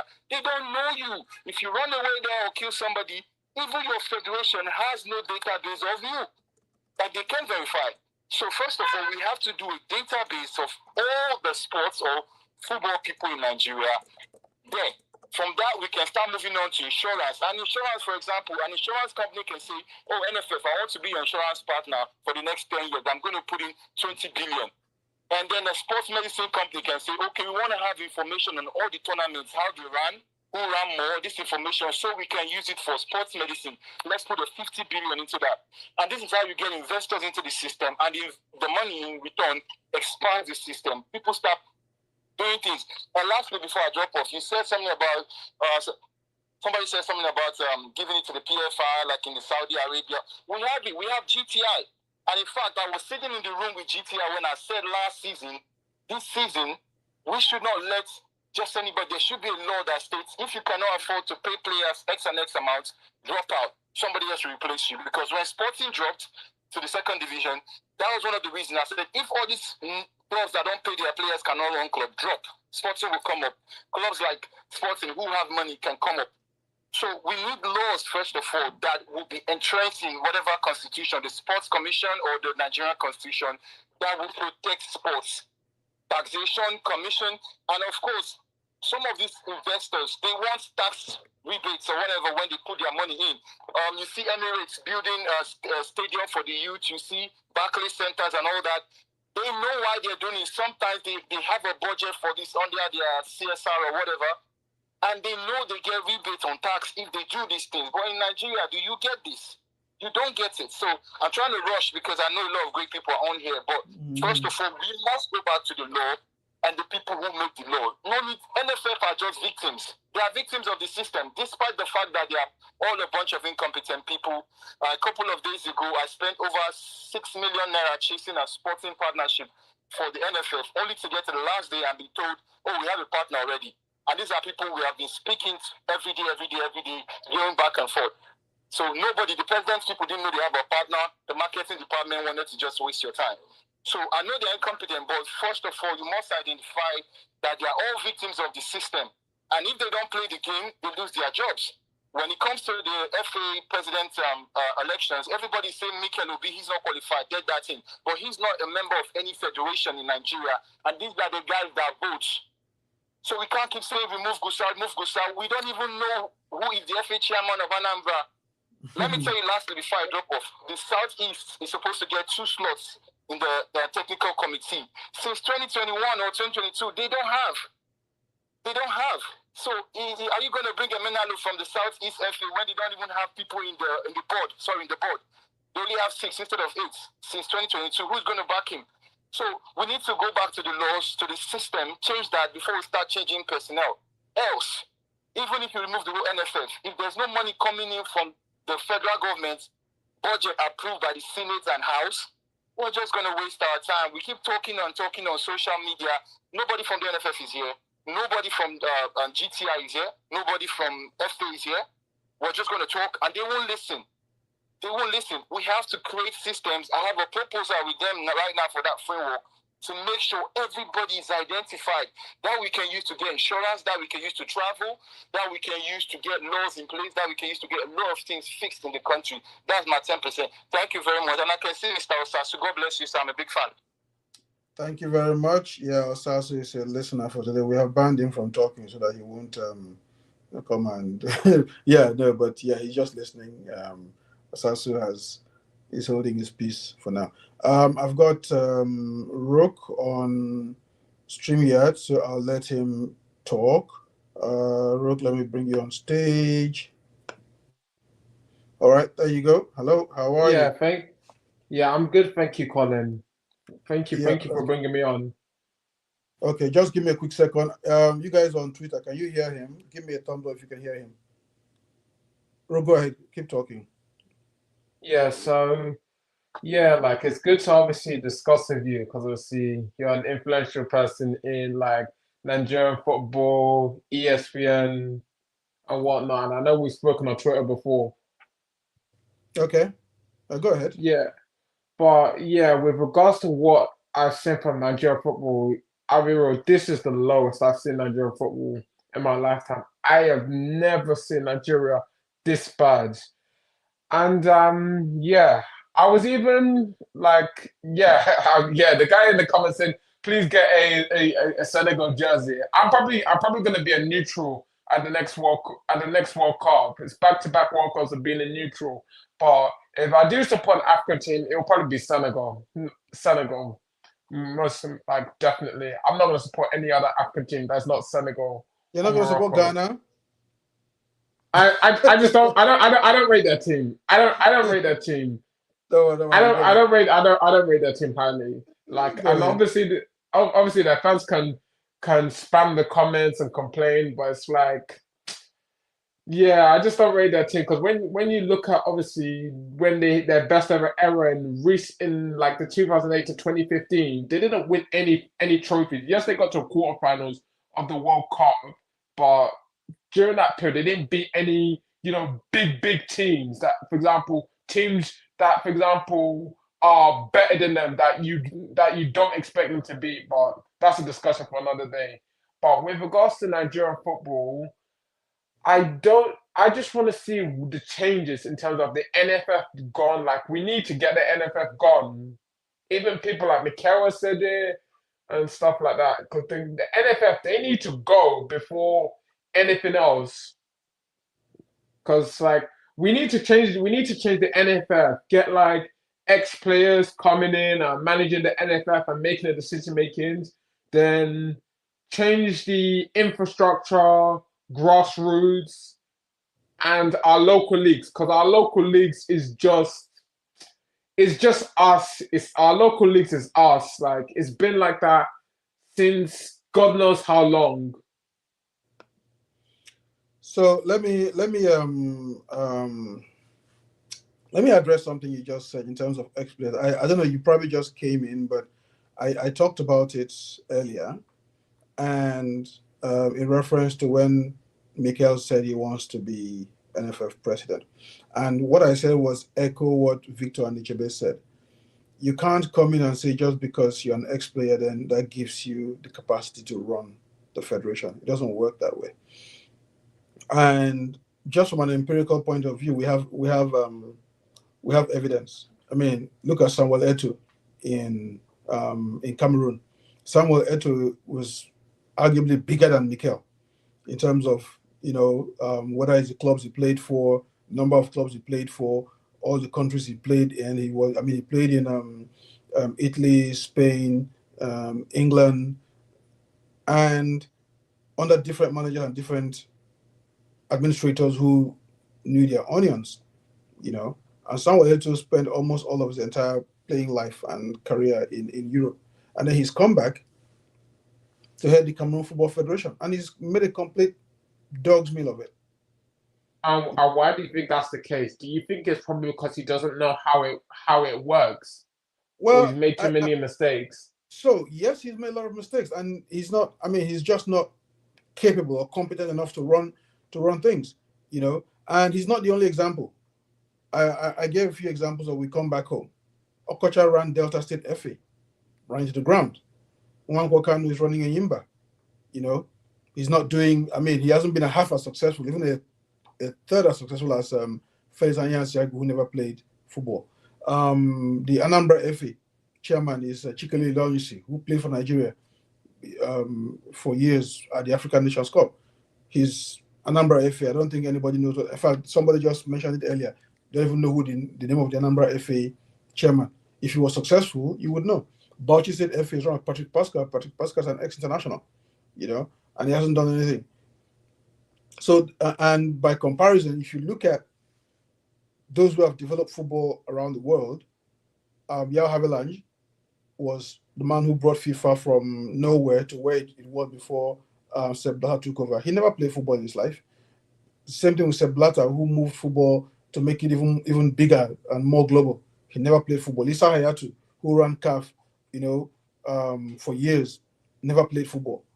So the point I'm making is that just because you're okay, and then the one I added earlier, later on, David Dean, who moved the English league from being a muddy backwater, how would you say it, Route 1 football. Hoofball. Exactly, hoofball. David Dean never played football. He was never a professional player, but he masterminded the Premier League as we know it now. So when you look at the people who have turned football from nothing into something, they did not play football. But when you look at those who played football, who have come to run football, they are mostly the ones who have run football down. Even Pele, when Pele was made sports minister, bless his soul, Pele was not as successful as a sports minister. He was better as an ambassador of Brazilian football. So just because somebody played football doesn't mean that, it makes them capable of running football. David Beckham owns is in the ownership group that runs LA Galaxy, or sorry, what do we call it? But he's not like he's an investor, not like he's leading the running of the club. He's an ownership model for him. So this idea of, oh, because somebody played football, it qualifies them to run football, it's been proven not to work. So let's not try to push that. Instead, even if we must have a football person, an ex-footballer that must run football, we can look at the likes of Mike Emenalo, even though he will not come, or Shea Olofinjana, who has got himself educated and has gone through the process of learning and training. Those are the kind of people who are ex-players that we can say, yes, they not only have the knowledge of having played the game, but they have done the work of, training and learning the management of the game, and then that qualifies them now to run the game. All right, I hear that from that aspect, but what was I gonna say? Going forward, where do you think? Do you really think it can get any worse than this for Nigeria? Oh, it's going to Or get much worse. It definitely is going to get much worse. or this is the worst as or do you think eventually the rot will end soon at some point? Like I said, I expect Because because unless because if we don't because change, football goes in it's going to get cycles. much worse. It's going to get much worse. Because football goes in cycles. Every every era has an end. Like football goes in cycles. Yeah, but that era, that change has to be intentionally made. Like when we failed to qualify for the World Cup in 2006, we thought, oh, the world is over. Okay, we'll rise again. Now we sort of accidentally stumbled on some success, but now 2 World Cups in a row we have failed to qualify. There's no guarantee that we will qualify for the next one either.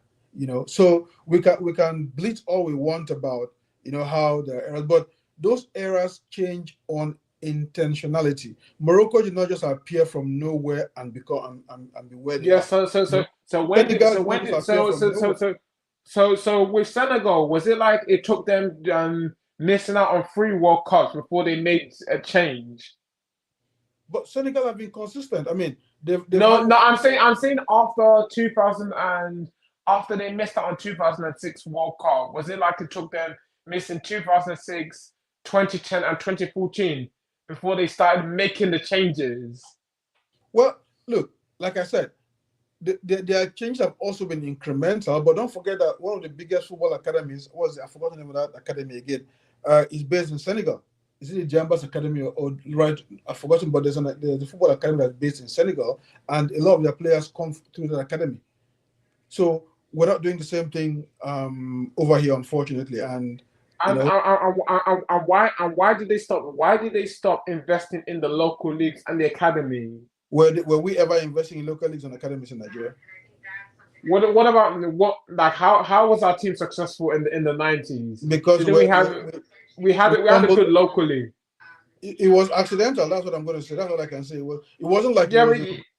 but the players then at that time we had a lot of good players and we were the best in Africa in the 90s. Yeah, I mean, like I said, it wasn't like it was intentional. We kind of we locked out on getting a group of players who were talented. And at that point, you didn't have the amount of development in Africa as we had. And then, of course, Westerhoff did a lot of that in terms of Westerhoff came in and, through his direct relationship with Augustus Ahikomu, who was the vice president, Westerhoff was able to implement a lot of things that he wanted, intentionally. And that's what got us to where we were. But we did not build on that. And that's why we're down to where we are. So when you now look at that and you look at okay, you said Westerhoff had a good relationship. Do you really think Eric Chow doesn't have a good relationship with the Nigerian administrators or the ambassador for Nigerian football, Eric Chow? No, see, again, it's not about the relationship with the federation. Westerhoff had a clear plan for what he wanted to do, and he knew that he could not get those things from the FA. So what he did was he got a direct line to the vice president of the country, and that was Okay, how he was able to get what he needed be over and above the federation, and that was okay, part of what led to our success. so he had to go directly to the president. The vice president. Okay, so do you think our current coach has a clear plan of what he wants to do? Because I'm hearing that the objective that he has for the AFCON is minimum target semi-finals. That's So what I'm hearing. the thing about giving coaches targets is that you cannot say go and win something. I mean, because it's kind of hard to enforce in the contract to say, hey, you must win the Nations Cup. So that semi-final target is just say, look, this is as far as you can go. You have to be top four in Africa, and whether he's able to do that or not is up to him. But Rook, I'm going to have to let you go because we've been Yeah. here for almost 3 hours. So and Okay. I've got Yeah. almost 2 hours. Yeah. Let's connect. I have you on Twitter. Yeah. Sure. So let me have a Colade come on from Twitter. Colade, go ahead. You're up. Thank you very much, Good Rook. evening, guys. No, I very Good appreciate evening, it. guys. Yeah, go ahead. That Colin said, thank you for bringing me up. I've been waiting. I wanted to chip in one or two things concerning this Nigerian football. I don't know if you could remember the last time I saw you, supposed to be 2018 at the Russian World Cup in St. Petersburg. I still have the picture. Please send it to me. I'll appreciate it. Because people take picture and they don't send it, so I'm gonna end up not having it. Okay. Thank you so much for this conversation. First of all, the last speaker that speak before this other person speak, I think he has made a whole lot of points. What I want to mention, because right now, if you look into our football, you already said it all about the structure of Nigerian football. Why are we having this conversation? Because we have a whole lot of people that is a high opening right now.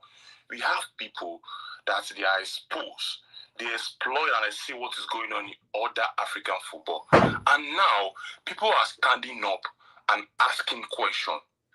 This whole thing has been happening for a long time ago in Nigerian football, but people are not speaking up. But right now we have the new generation of people that, even with Nigerian government, we have people that they are demanding for accountability now. They are asking questions. How you run our football, we want to know. And Nigerian football fans, if things are not going our way, we don't have patience. Because we don't have patience. We want to see, okay, what is the solution? How can we improve? Now, we didn't qualify for World Cup back to back. Now people are paying. We are grieving that. Why? What is going on? The last AFCON, I'm not sure we have optimistic of we are going to get to the final, but we got there. It gives us high hope that our boys can play football now. Now we are demanding we want to win AFCON. What is the solution? What can we do? You said it all that, okay, some people are shouting, Mike should come and do make a point that I can run the Nigerian Football Federation. You made a whole lot of points about you cannot just wake up one day and say, okay, you are, because you are ex-player, you can just stand up and say you want to run it. You made an example of Samuel Eto'o and other players that they've done it before and they didn't even succeed about this thing. You made your point that people already know. Like, it is good that people are now speaking up and say, okay, because somebody is our next player, it is different ball game entirely. It is not the same.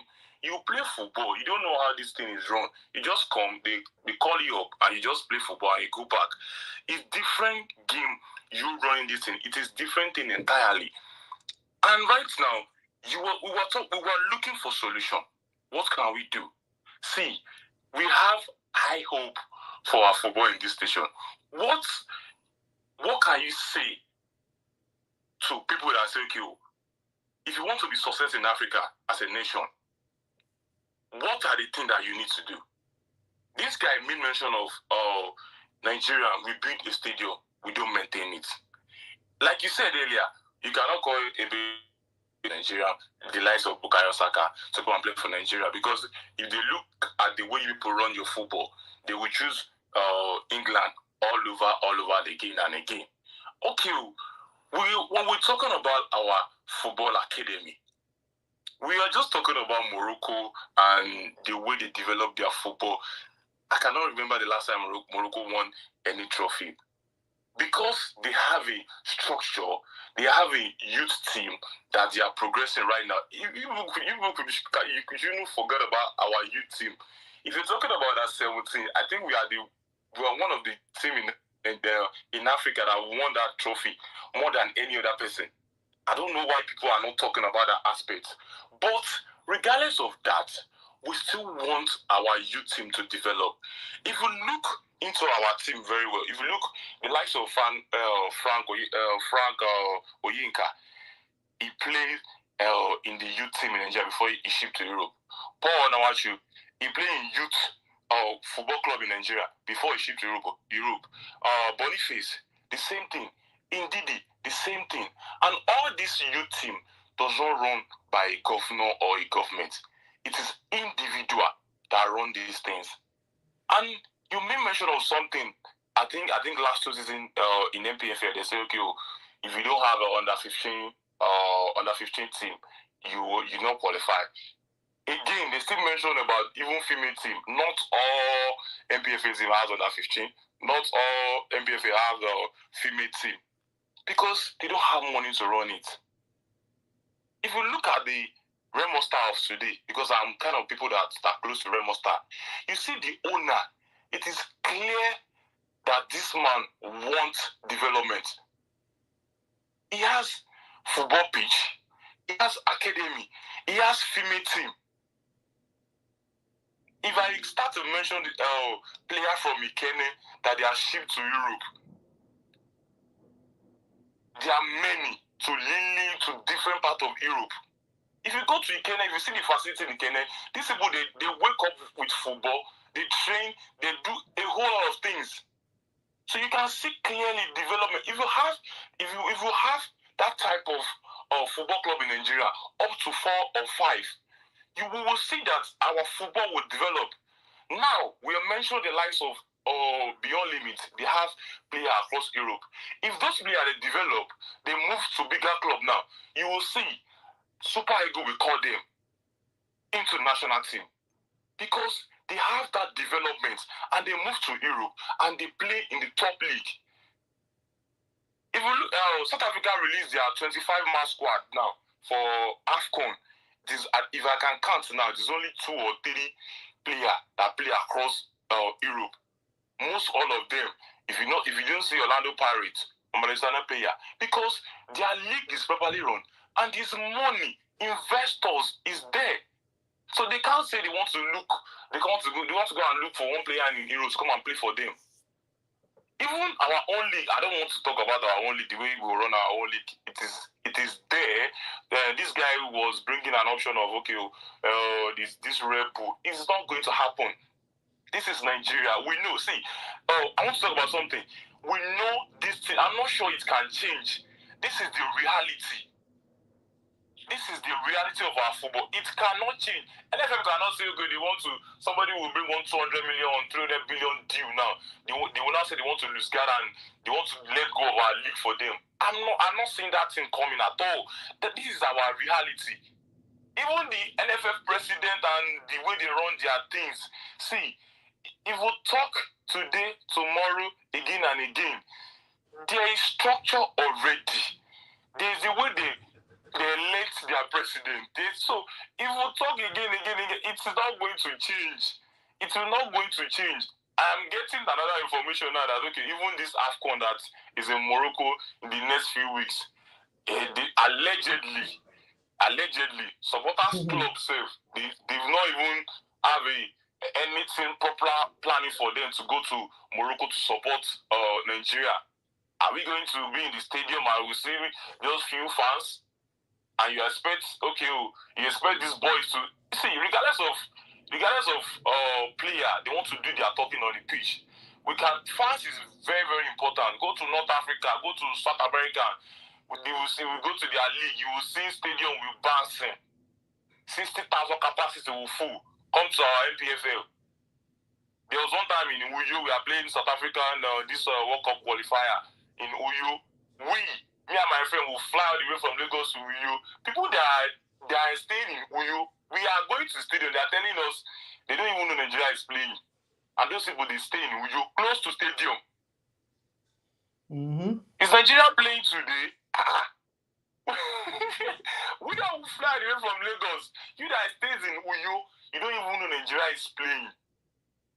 So it's a different ball game when our even NFL doesn't even have plan. I don't know. I'm not. It's allegedly. I cannot show of that news.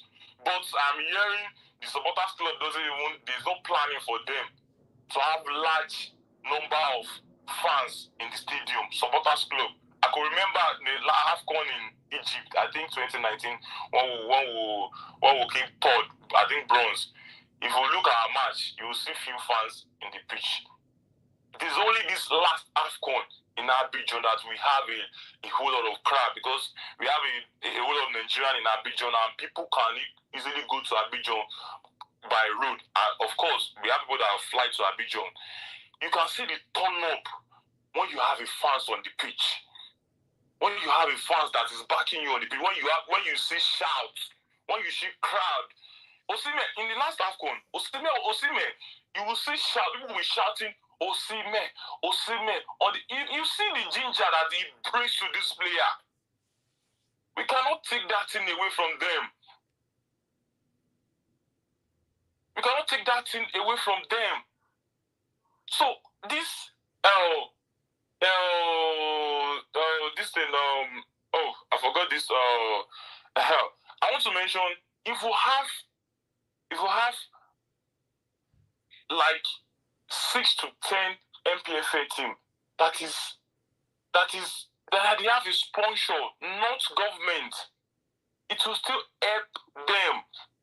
If I can mention MPFA team that have a sponsor now, that of Red Monster, I think Korodu City, Barua, and maybe I can't even mention like 5 that is all government that sponsor them.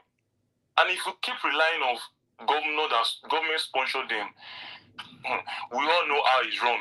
You mentioned Kano Wako, governor of chairman of Eyimba, right now. You know what he's facing, regardless of, you know that it is the government that runs the club. If Kano wants to implement a lot of things in that team, it still has to go through government. And anything that involves governor, we all know how it ends. We all know how it ends. I think I will give a lot of people to speak now. All right, thank you very much. I think we have. Let me see who was waiting to speak. Okay, the person who was waiting to speak is no longer there, so we're gonna round it up here. We've been here for over 2 hours, so, and usually I try to not keep these things for too long. So I just want to say thank you to everyone who has been here today, and hopefully we can have more of these conversations as we go along. I don't know, maybe I'll schedule something like a weekly or bi-weekly conversation so that we can talk about, so especially now with the AFCON coming up. So we'll try and keep it short, maybe an hour and a half. And then for those of you who have YouTube, I'll put the StreamYard, that's if you want to do on video. I'll put the StreamYard link so we can come up on video and have those conversations. And then for those of you who are shy, you can continue doing on Twitter Spaces. But yeah, I think we'll continue this. I'll let me know in the comments if what the frequency should be. I'm guessing maybe every other week, but because every week is going to be too much. But with AFCON coming, once Eric Chell puts out his final list, not just his final list for the tournament, I guess we're going to have another conversation based on that. Not the professional list, I said the final list. Once the final list is ready, we'll look at it and we'll see, especially now that we don't have Benjamin Fredericks going, and there's rumors that William Troost Ekong is retiring, even though he seems to suggest that he's not. But I did have a conversation with somebody in the the federation and team who kind of confirmed that he mentioned something like that, but when is not certain. So at least what I know, is that William has one foot out the door. So it's possible that he might play the AFCON and then call time from there, or he might just go there as part of the leadership team just to motivate the guys. But I guess based on my conversations, the one thing that we do know is that he's got one foot out the door. I've reached out to him; he hasn't got back to me yet. So hopefully he does that soon, and we can know whether he's staying or going. But in any case, once again, thank you very much, everyone, for joining, and hopefully we can do this again soon. Thanks a lot, and goodbye. See you soon.